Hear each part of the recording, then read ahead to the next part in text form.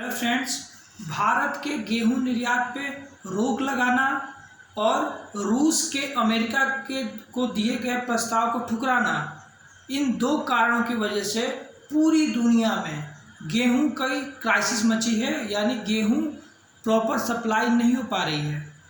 इसे हम डिटेल में विस्तृत में समझते हैं कि अभी विश्व में इस टाइप की प्रॉब्लम क्यों आई है।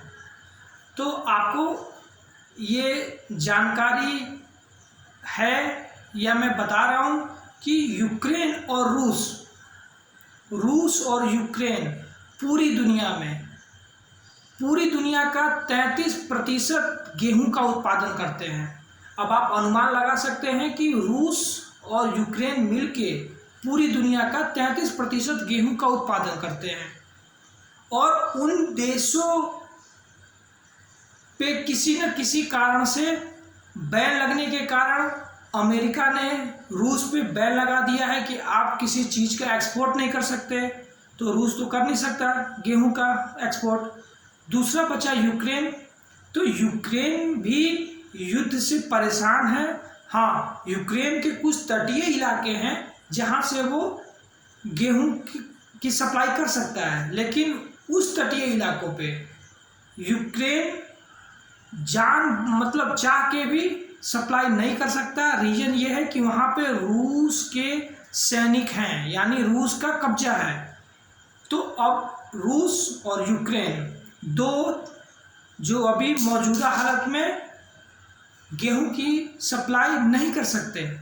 और रूस और अमेरिका पूरे दुनिया का 33% गेहूं का उत्पादन करते हैं। अब आप जानेंगे या जानना चाहेंगे कि रूस और यूक्रेन ही क्यों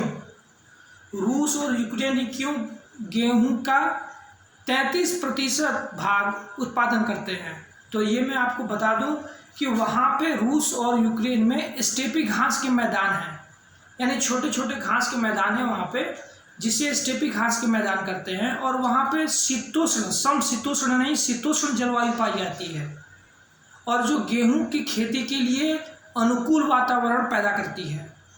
और उसको उन घास के मैदानों में बहुत बड़े बड़े वृक्ष नहीं होते, जिसे स्टेपी घास का मैदान कहते हैं। यहाँ से क्वेश्चन बनता है कि स्टेपी घास का मैदान कहाँ है, तो आप ये चीज़ बता सकते हैं। दूसरी वृक्ष रहित घास के मैदान। दूसरा क्वेश्चन है कि वृक्ष रहित घास के मैदान कहाँ हैं, तो या वृक्ष रहित घास के मैदान किसे कहते हैं, तो स्टेपी घास के मैदान को ही वृक्ष रहित घास के मैदान बोलते हैं। यहाँ तक कि यूक्रेन को ब्रेड बास्केट भी कहते हैं। यूक्रेन को ब्रेड बास्केट भी बोलते हैं। अब यूक्रेन और रूस की ये समस्या है, जिसके कारण से वो सप्लाई नहीं कर पा रहे हैं। अब रही भारत की बात, पूरी दुनिया भारत की तरफ देख रही है, लेकिन भारत की मौजूदा सरकार ने गेहूं के उत्पादन को तो बढ़ावा दिया ही है, लेकिन इसके साथ गेहूं के निर्यात पे रोक लगा दिया है।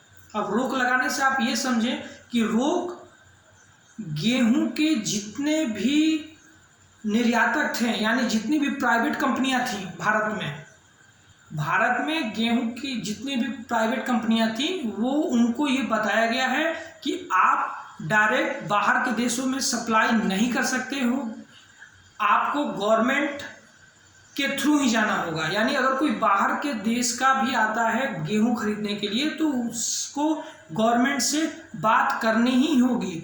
और ये बहुत ही मौजूदा स्थिति को देखते हुए मैं भारत के मौजूदा सरकार और नरेंद्र मोदी जी का धन्यवाद देता हूं कि उन्होंने सही समय पे सही फैसला लिया है कि गेहूं के निर्यात पे रोक लगा दिया है। भाई, पहले हम अपने देश का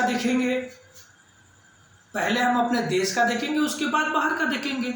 उन्होंने ऐसा ही किया है, जो हमारे देश हित में बहुत ही आवश्यक है।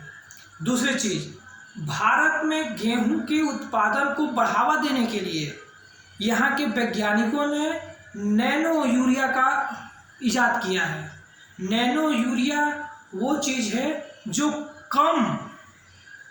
कम चीज़ों में भी लगभग आप समझ लीजिए कि अगर कहीं 40 बोरा 10 एकड़ में अगर 40 से 45 बोरा यूरिया लग रहा है, तो लगभग 3 से 4 बोरे में, लगभग 3 बोरे में वो 10 एकड़ की जो खेती है उस पे उस यूरिया के छिड़काव से वो काम हो जाएगा, जिससे गेहूं की उत्पादकता और बढ़ी है। और दूसरी चीज़, एक लास्ट और इम्पोर्टेंट बात ये मैं बोलना चाहता हूँ कि भारत के किसानों पे हमको गर्व होना चाहिए।